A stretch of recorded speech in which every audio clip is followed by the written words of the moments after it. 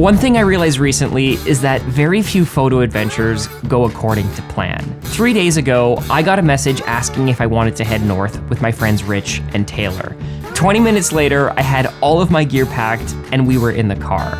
Now, normally I like to have some sort of plan before heading out, but every good photographer knows that sometimes it's the photo that you least expect that ends up being the one that you like the most. So we just showed up to this spot, and whether you're going out with expectations of what to shoot or just shooting in nature, Rich is actually over here right now shooting Taylor. And originally, when we got to this spot, we thought shooting that way would look good, but actually if you look behind me, there's kind of all these layers. We have this really nice rock. We're kind of outside Algonquin Park right now.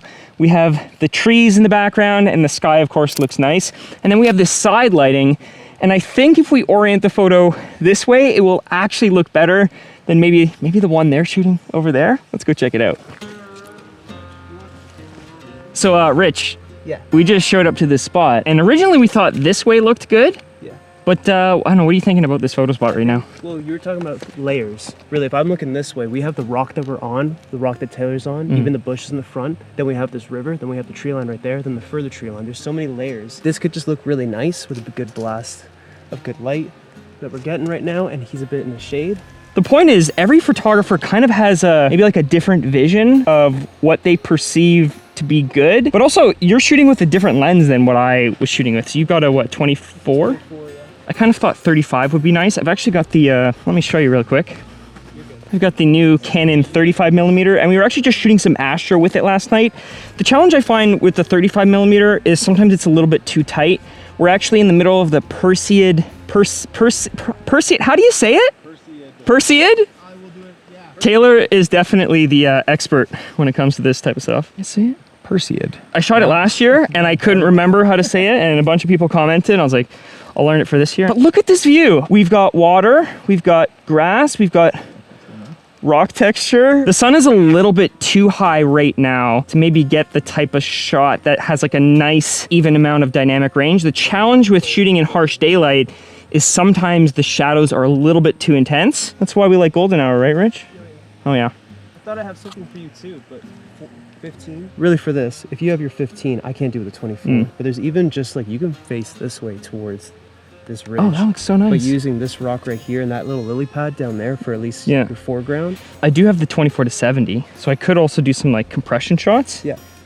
I'm 24 right now as well. I think I might pop on a 24-70 to try to get some of these kind of side lit trees over here.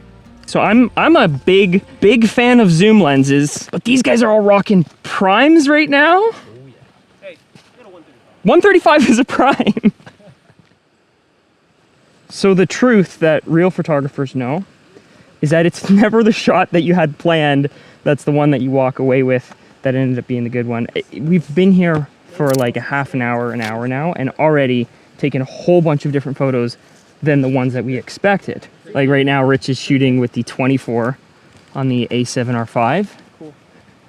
One more time. One more time. Famous last words of every photographer ever. Cool. Awesome. Leading lines. Lots of them. So this is what happens when you just get out and you explore. Rich saw this leading line of this rock through the trail.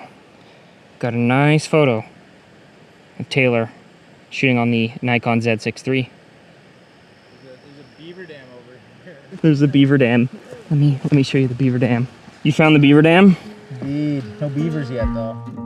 I was recently asked what my favorite photo I've ever shot was, and the photos that came to mind were all of the ones that were unplanned. These raw, photojournalistic, spontaneous moments of capturing things as they happened, as the weather changed, as the landscape revealed itself, not really knowing what would come next, but instead embracing the moment as it happened.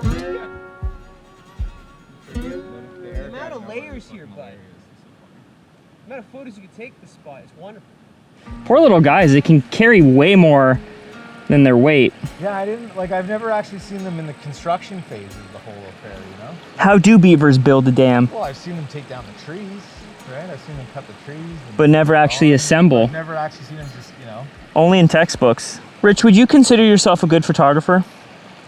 I think so. I think I've learned enough and take decent photos so I could say that. What do you think makes a good photographer?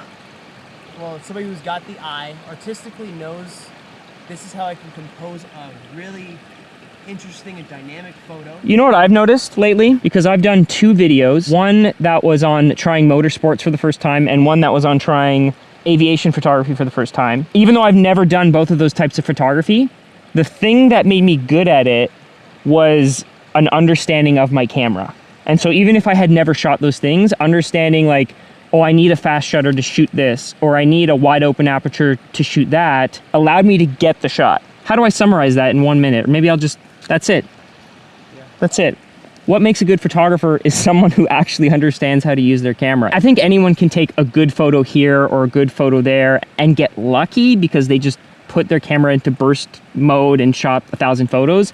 But actually being able to distinguish, okay, I was intentional, I know what settings I was using there, and I ended up getting the photo. Or at least because I had a technical understanding, I improved my chances of actually getting that photo.